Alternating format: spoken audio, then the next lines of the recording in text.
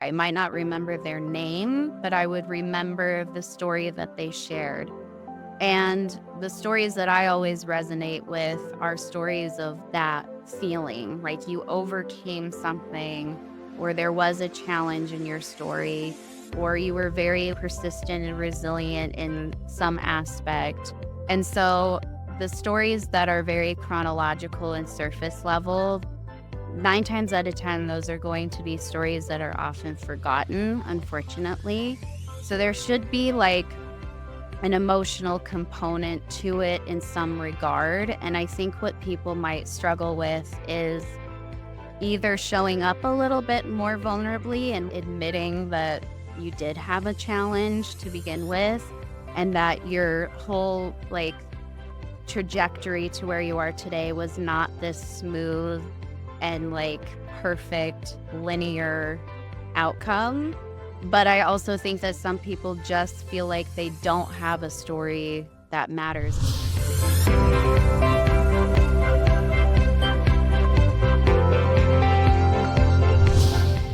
Welcome, fellow entrepreneurs and goal getters, to Entrepreneurial Elevation, Unleashing Greatness Within, with myself, your host, Kelly Beveridge, and my guest today, Jessica Graham. And I'm super excited to have her on. She's just such an interesting person. She's originally from New Mexico. She's now living in, and I may botch this name, Liechtenstein. I'm sure there's a bit of an accent to that, which borders around Switzerland and Austria.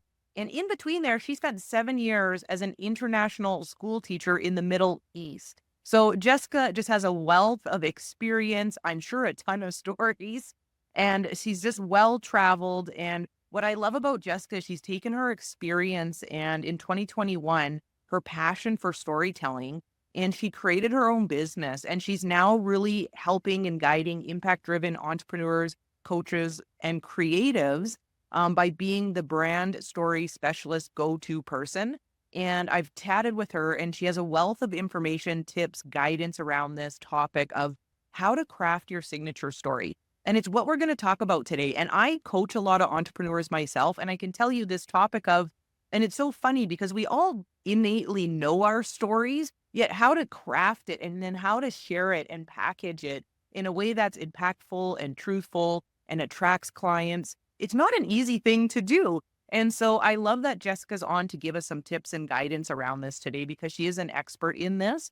And so just Jessica, thanks for being here today and welcome to my podcast. Thanks for having me. That was such a nice intro. It's true. I always gravitate towards people who have traveled and just have been cultured. And I just think that it takes a different breed of person to go and live in different countries and have that experience. And so I'm so grateful we met. And I love this topic that we're going to talk about today. Yet, before we dive in around things like where to get started, maybe how to reframe your story, how to craft your story, I'm just curious about your story. So maybe just share with us, how did you, one, choose to go and be an international school teacher? And then how did that segue into becoming an entrepreneur? Yeah. So, how I got into teaching, I always wanted to have this career that felt really meaningful and purposeful. And I didn't know what that was going to look like. I finally had this opportunity to go overseas and start teaching. And I was like, oh, that's perfect. Because leading up to that, I had actually studied history, which I didn't ever want to teach with that. But I slowly started realizing that might be the only thing I can do with this degree. But I had also been working in the classroom with different students for different reasons as like a support person. So to start actually teaching, it felt like a very natural next step. And then going abroad, it was just like living my dream because I had always wanted to go abroad, travel, see the world, but I didn't have the guts to really do it, like take that step. So this was kind of like, let's get it all wrapped up into one. So that's what initially took me into teaching. And unfortunately, after the third year of doing it, I was like, oh, this isn't really that passionate calling that I was hoping it was going to feel like. And so then started this 7-year exploration of what else is it.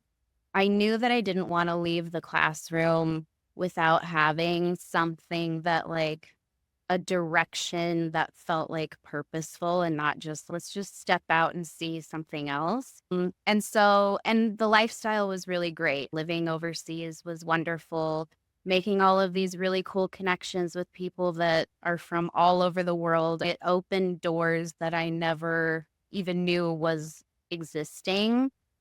And so when I had the opportunity during the pandemic to actually make that move, I decided to leverage writing, which had always been like my favorite hobby. I was always blogging and having these hobby blogs on the side.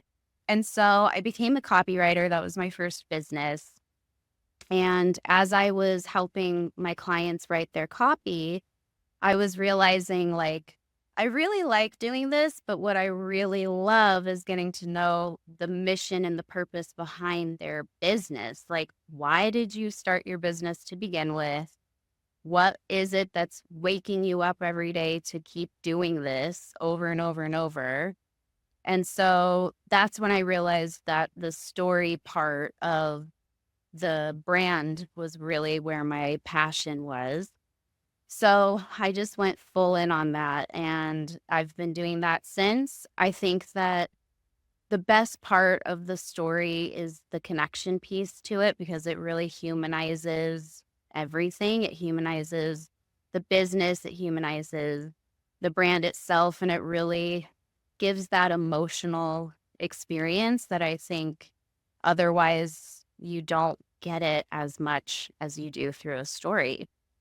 Yeah. Oh my gosh, I love it. You know what I love about your story too, because as an entrepreneur, sometimes we sit and we think, I wonder what it would be like to do that.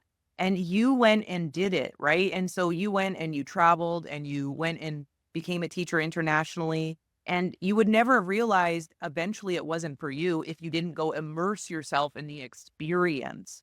And then same thing with what you're doing now, you realized, hey, you know what? I have a gift. I can help people craft their stories. And this is actually a passion to help people learn and understand about themselves and their business. And you went all in again. And now here you are actually living this passion and purpose, and you've created a business around it.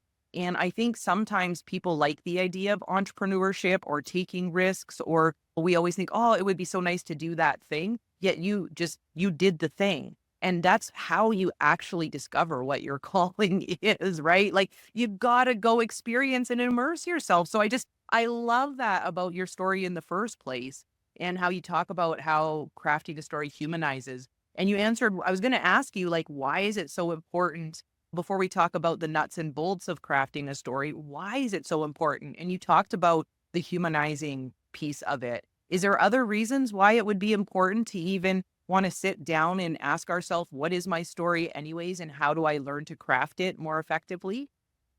I think from like a self-reflection standpoint, for sure. I know even me leading up to this, that was how I transitioned even more into the stories because I knew that I liked it, but I was still kind of like, okay, I'll write your copy and I'll get your messaging right. But it was very deliverable, transactional services. But when I started doing the self-reflection, I was like, I really like the connection piece and the conversation part of me with my client, really getting in deep, asking those really meaningful questions. And then on this journey, I started doing little exercises where I was like, how much of what really makes me happy, despite the money, despite anything, what really makes me happy and how much of that am I actually doing inside of my business? And when I did that, I was like, wow, it's barely anything. So I think that the stories that we tell ourselves is stuff that we have to connect with and find the truth in it. So if I'm telling myself a story that this isn't possible or this is too hard, or having a business around what I'm really passionate about doing isn't, then those things aren't really going to happen. And you're going to continue to be stuck in a place that you're not really utilizing and doing your whole purpose and your calling. So I think that was part of the important piece of your own self-reflective story that then comes out, because I can always tell when someone has a story that is very deep and they've really done a lot of self-reflection. It's a different energy behind it than someone's story that's very chronological. First I did this, then I did this, and then I started my business, and it's okay, that's cool, but that's also something that I could find on your resume probably. So what are the feelings behind it, and what are the challenges that you've faced through this journey? Because those are the things that, like, we really as humans connect with. I really enjoy that and the self-reflection, and it's so true. Like, I know I relate to people's stories. When I hear them speaking, I'm thinking of myself in their story, right? And so I love that how you shared that. And so if we were going to talk about like where to even get started, you mentioned you sit with your clients and you start to just ask them meaningful questions for self-reflection. Like, how do we get started even in this process of crafting our story? Where do we begin? Yeah, so the most basic place to start and this framework that I use is always who I was, what happened, and who I am now. And when you go back to the who I was, you're looking for those like defining moments. Usually you'll find something that maybe there was like a challenge that you faced or a hurdle you overcame or an aha moment, something that kind of clicked or happened and forced you or led you into starting what you ultimately started. And it might not be like in my story, ultimately starting was a business that I no longer really resonate with, which was the copywriting business. But that is what led me to where I am now. So we might have failed business that ended up leading you to where you are today. And it could be like a divorce, it could be a move, it could be not feeling like you were really valued by your boss at your previous job, whatever. Mhm. And then I think the next piece of what happened, that's where the lessons are. So, what did you learn in this process? And oftentimes, we're going to have a list of possibilities in every section because you can go as far back as you want. And that's what I love about this process, because it's just like brain dumping everything that comes to mind.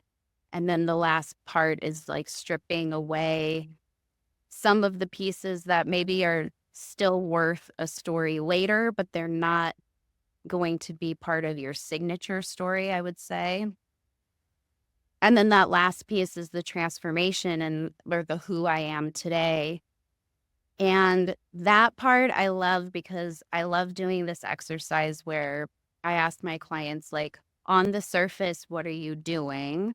But what are you really doing underneath the surface? Because oftentimes I'm writing a sales page or I'm writing conversion copy for my clients on the surface, but really I'm helping them to feel super confident in how they're selling their offer or whatever.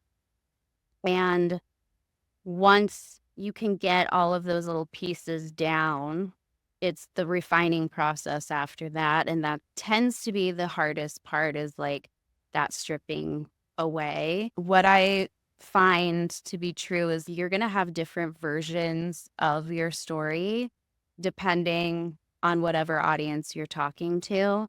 So stripping it away, coming up with different versions of your story, and then know that no matter which story you ultimately share, it's not truthful. It's just maybe not going to resonate with that audience as much as this other version would, for the purpose of whatever the purpose is. But yeah, that's like where I like to start. And it feels simple at first, but it can feel a little overwhelming, especially for people like me that have had a very colorful past, I can see how it plays into it now. So how do I choose the one part that really matters and sticks out? And that's the trick, is finding what that kind of golden thread that weaves through the whole story. Then that really usually goes back to that self-reflective part. Yeah. Yeah, you just shared that so wonderfully. And as you're sitting here speaking, because you said it can be simple, yet I'm sitting here thinking for some people who maybe haven't spent a lot of time in self reflection, this could also probably be a cathartic experience for a lot of people to sit and to look at this. Do you find a lot of people have personal breakthroughs with this by even doing this simple exercise? 100%. Yeah. A lot of times. And it's either two types of people. It's people who already know that they have a lot there and there's a lot to unpack, and I help them unpack it. Or the person that is like very chronological surface level. And then together we're working on it and they're like, wow, I didn't even realize that was there. Or I knew it was there, but I didn't know how to articulate it. So yeah, very common, and that's like my favorite part of the whole thing. Yeah, seeing people have these breakthroughs and awareness Yeah. about themselves. And I think too, once you have that clarity around how to share your story, it just opens up the door for so much possibility with our business. And I'm curious because if we talk a little bit about how to reframe your story and we move into that part of it, because as you're sharing, I'm sure there is variations of people who have the willingness to be vulnerable in sharing their story. And there's some people who have fears around that. So what would you say to entrepreneurs who struggle with being vulnerable and they have this fear of sharing the truth of their story? I was going to a lot of support groups and therapy, and through that process, I really saw truth telling for the first time in real life. Because I came from a family where truth telling was not something that was normalized. It was like, no, we don't talk about that stuff publicly. And why would you share your emotions around it? And so once I got a taste of that, I was like, oh, I'm a truth teller for the rest of my life. And so for me, being very vulnerable about stuff comes naturally, but I've had a lot of practice. So when I started working with my clients, I started realizing like, oh, this isn't something like it does take practice, and it takes the right kind of practice, because I'm definitely not someone who thinks that you should just go out and share every and any story that comes to mind, and especially the vulnerable ones openly as on public platform, if you're not ready and you're not feeling really comfortable doing it. So another piece of that I started to see was some of my clients, because I live internationally, I have clients from all over, and there's a big cultural piece to it where in some cultures, like coming from North America, we're very big on like a redemption story. We love someone who like had a rock bottom, but they got themselves back up and now they're on this right path. Like we love stuff like that. But in other cultures, that's stuff that you would never Mm. publicly, openly share. And so I even worked with a client before. She came to one of my workshops and she talked about how a big part of her brand, like, origin story is something that her family is telling her, "No, you cannot share this because it would be very shameful for us." And so she was struggling with, "What do I do?" So my thing for that is, like, I've applied a lot of the tools and the resources that have helped me come to unblocking things in my belief system that are no longer serving me, and the same applies here. So it all starts with, like, connecting with the story that you're telling yourself to really get to the root of where this is coming from. So if I'm not ready to share a story yet, what is it about that story that I'm not ready to share? Is it the details around that story? Is it a certain someone, like a character that's in that story that I don't want to out them? What exactly is it? Chances are it's probably something that you yourself are not ready to admit openly. So I would say practice admitting something to someone, but it needs to be someone that's very trustworthy and safe because I really believe that like the more we can be open about stuff, especially the things that we feel shame around, that like the chains that fall off as soon as you just bring that stuff to light, it is so empowering. And the details of your story never have to be part of like your business. I don't think that every story that we have should be shared. Um, and that's something that you have to decide for yourself. What is it that I do want to share? What are things that I would never share with my audience and stick to that? Um, but I think that's where I would start is like really going into what is it that that's holding me back from sharing this to start. Okay. So interesting, hey, because I'm thinking too, as you're sharing, like a big purpose for really looking into your story is to have some self-healing, Yeah, right? Have healing of self and healing of the stories we're making up about what happened previously. I have a big belief that how beliefs are created is by what we tell ourselves, and we do have the power to also change the narrative, right? right. Which is what I'm hearing you share. And that's the transformation piece. And so, regardless of how much you're willing to share or want to share, there's always a story, right? There's always something relatable, impactful within there that we can call forth. And so, looking for that. And then, as you're sharing too, I'm also thinking there's probably parts of this where you don't want to overshare either, because that could also do the opposite, where it's like, we don't want to get into the energy of, for lack of better words, victimhood or complaining. Or so how do we strike this balance of owning our story and not like just oversharing our story? Does that make sense? I don't know if that question makes sense. Oh, 100%. Yeah. I think like there, what I like to measure a story against is like questions like, is this highlighting what my values are? Is this demonstrating that? Is this demonstrating what my mission is? Is this story going to potentially help someone? Those kinds of questions.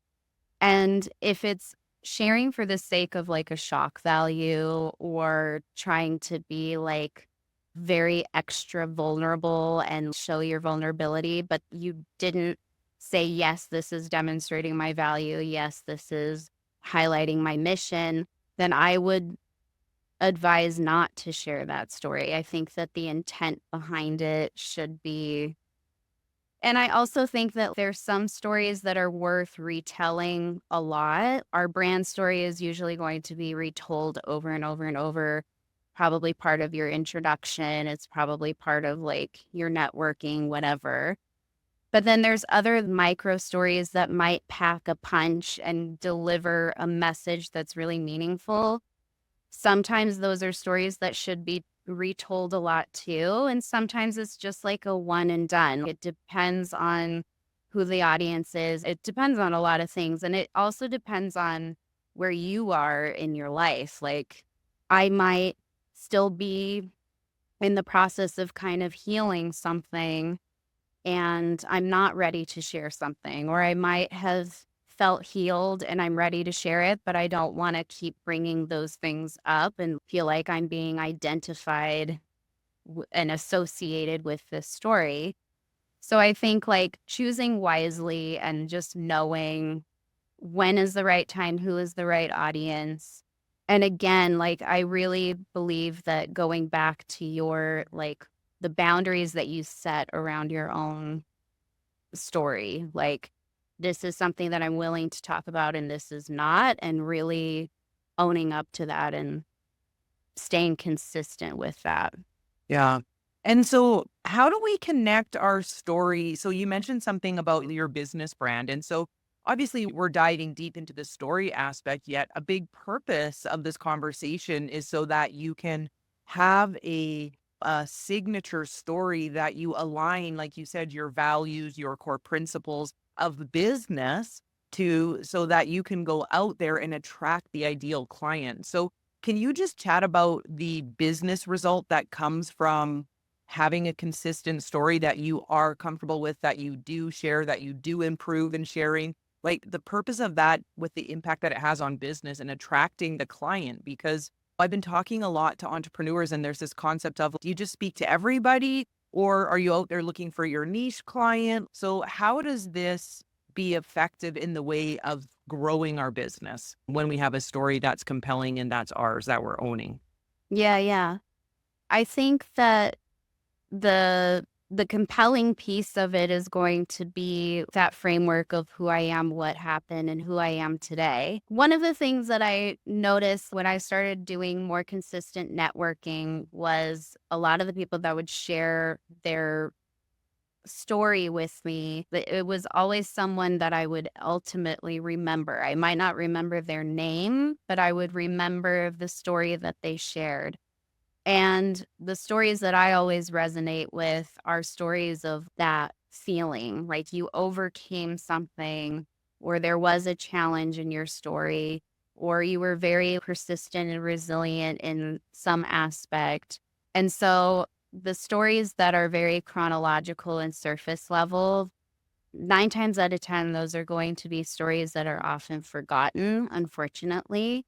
So there should be like an emotional component to it in some regard. And I think what people might struggle with is either showing up a little bit more vulnerably and admitting that you did have a challenge to begin with, and that your whole like trajectory to where you are today was not this smooth and like perfect linear outcome. But I also think that some people just feel like they don't have a story that matters anyway. They didn't have something that was big that happened or a big monumental moment. And I think in that case, and I have worked with people who feel that way, that I didn't have a terrible boss. And starting my business, I just wanted to have more free time with my family. How are people really going to resonate with that? And I think that's where, when you know what your values are and you really start to look at them through that self reflective lens of maybe it is that you value that family time and you wanted to create a business for more time freedom. Why? Like, why does that matter so much to you that you were willing to leave this cushion job to take a risk to create something like this to have that freedom? And I think when you start to dig deeper, you can get pieces of the story that then will really resonate with someone else because we connect over an emotional exchange and rapport. So anything that is super surface level and chronological is just not going to really be a memorable story. Yeah, for sure. I'm just thinking as you're sharing about, I think that's a great point to bring up because some people probably do downplay their experience and their current situation of, I don't think I have an exciting story. And I do believe that everybody can pull something from their lives that's relatable. And as long as you're being authentic and truthful, there's always going to be something. And you bring the family time thing. That's huge for almost everybody. And I have a friend who was working and she couldn't drive her kids to school or put them to bed at night and read to them. And one of them was getting bullied and she didn't know. And when she became an entrepreneur, she had this time with them because driving the kids to school and picking them up. And she started to learn what was going on and what was happening. And she was able to give guidance and support and make sure her kid felt safe. And like right there, bam, huge. How many people can relate to that? So to your point of if you dig into the why and your values, like there's going to be meaningful scenarios everywhere. And it doesn't have to be these big catastrophic things, right? It's just like, what's your truth and what's relatable.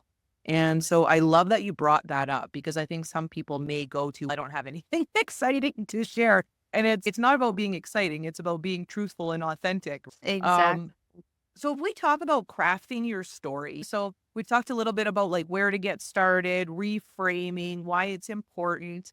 How do we start to really craft our story in a way like what would be some key elements to keeping a signature story authentic where it will attract your ideal client?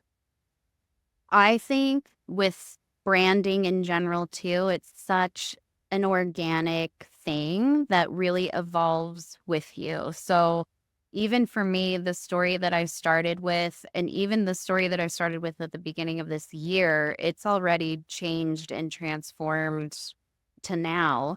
And it's because I'm transforming and changing along the way. And you transform and change, like different things will start to resonate differently with you.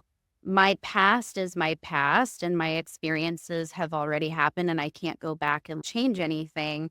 But what I notice is as I continue to peel back these onion layers and really get to know who I am like in an authentic way more, those past experiences have a different meaning to me now and they look different.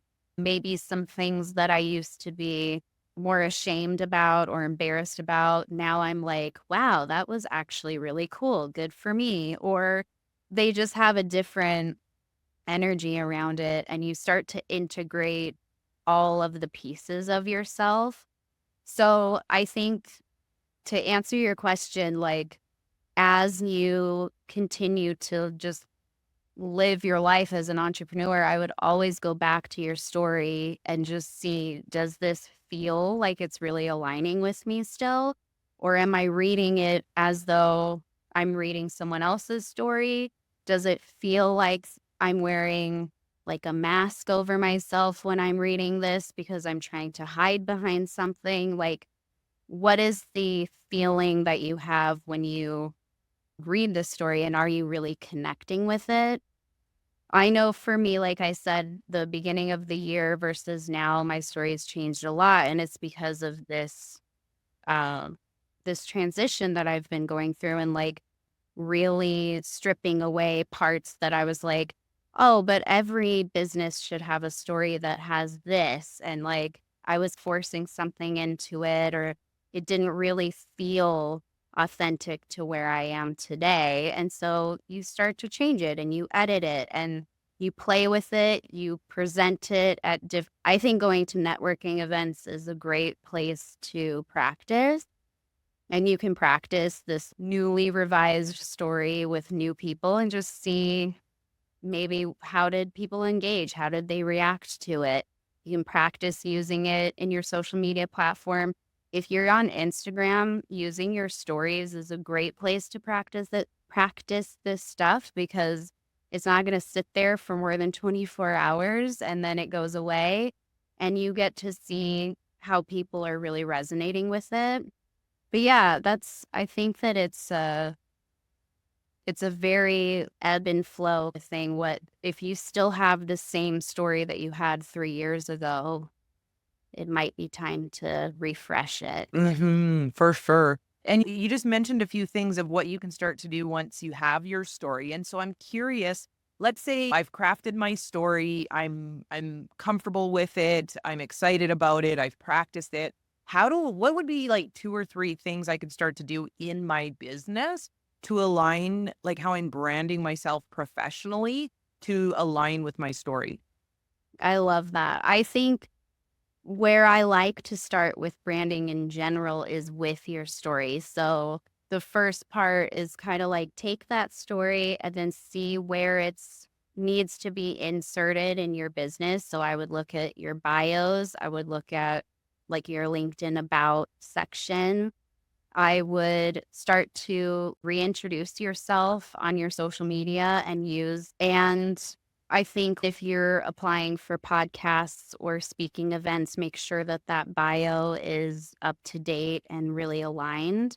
I also like to really look at the story that I've written and those like keywords that I have in it. So and those like keywords being kind of those emotion words, like for me, I have a lot of connection and community and memorable and these feeling words, where can I weave that back into my content? Does it sound like the story that I have today?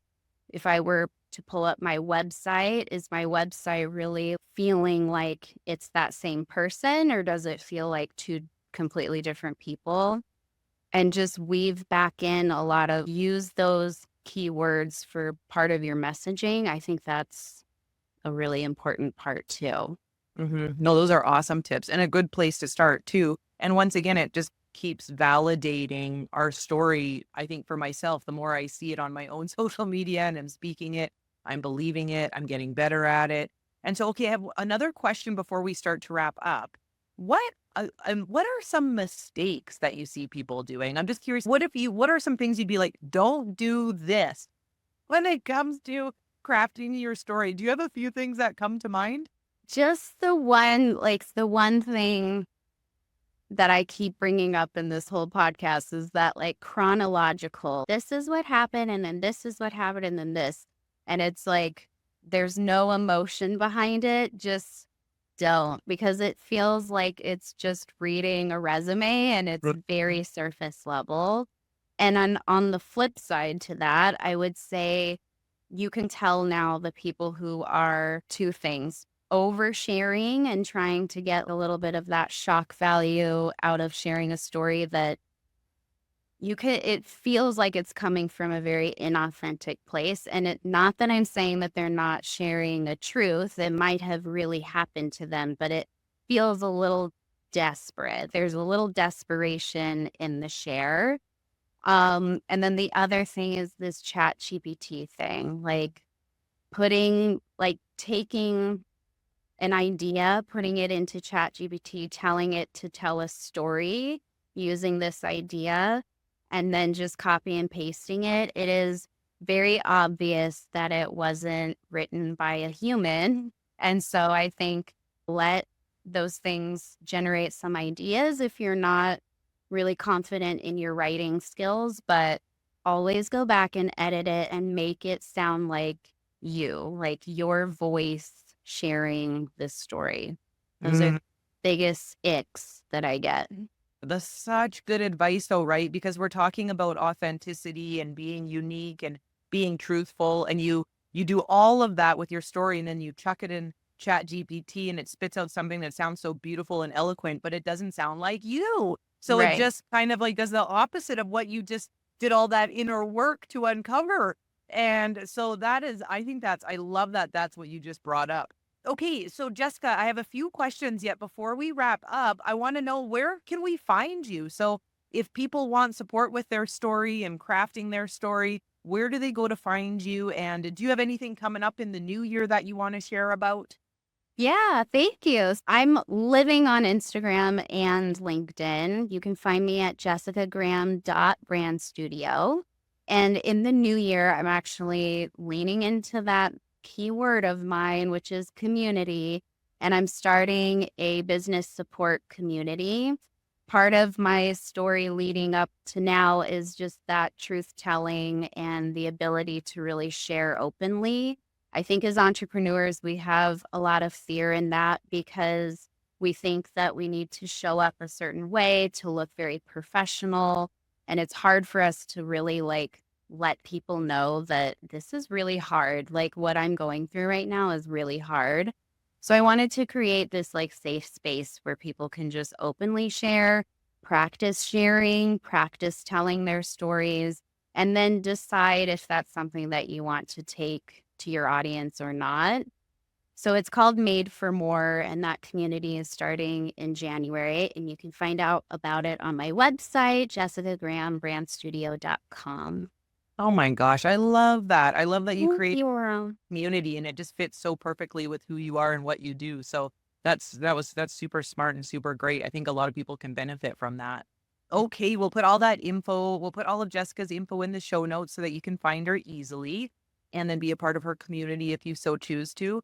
And then, okay, Jessica, I have three last questions. So just short form answer. You're so young still, yet you've had this such a wide variety of experiences in your life to date. Yet I'm curious, what would be your definition of success today? Really? Was just asked this, and that's so funny. I love that. Really? Yeah, and I love it, and I'm like, "What did I even say?" So, I think success for me is just feeling aligned with who you are as a person, and the more that you are coming out authentically you and just showing up, like, that is so successful. Mm. Awesome. And you're definitely doing that and living that. What would you say to people? What would be 3 tips you would give someone to unleash their inner greatness? Ooh. I would say going back to the connection piece, really connect to your story and see where you can reframe what you're telling yourself. A lot of times we have these beliefs in our head that they're actually not from us, and it's time to just chuck it.